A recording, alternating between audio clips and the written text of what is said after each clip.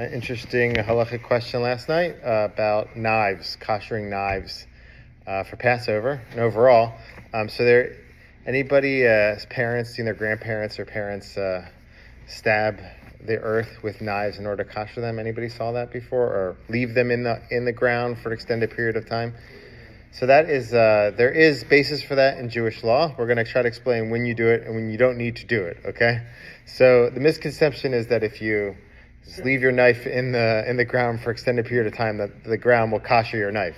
It doesn't happen like that. Okay, but in Jewish law, there's discussion around koshering a knife by using the earth.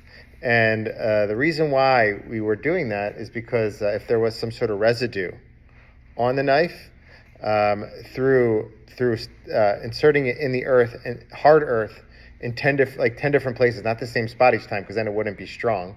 Different places, multiple times. Through that, you would scrub off the residue.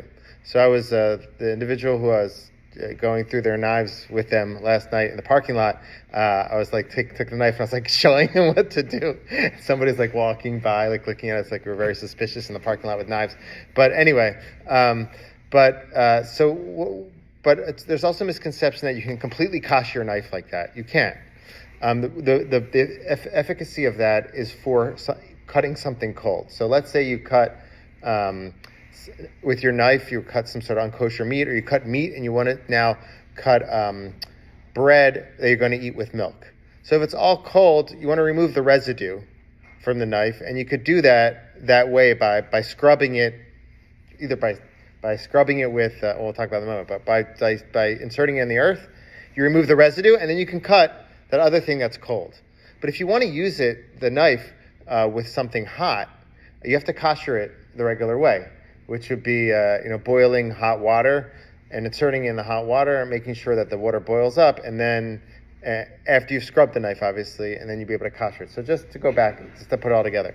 In order to kosher your knife for something cold, if you want to remove the residue, you can do it by inserting in the earth 10 times in 10 different locations, or many say that today you can use like a wool pad and scrub it very thoroughly, and through that you can remove all the residue, because the concern is the residue. So we have tools today that can enable us to do that.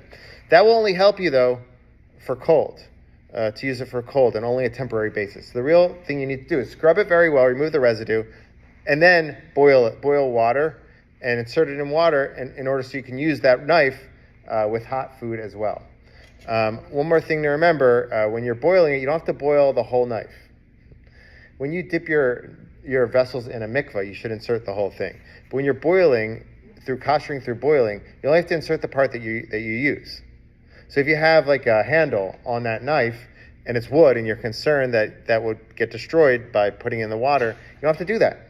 Scrub off the location that's close between the handle and the knife, because sometimes there's residue there. Scrub off the knife from all the residue. That will enable you to use it for cold temporarily.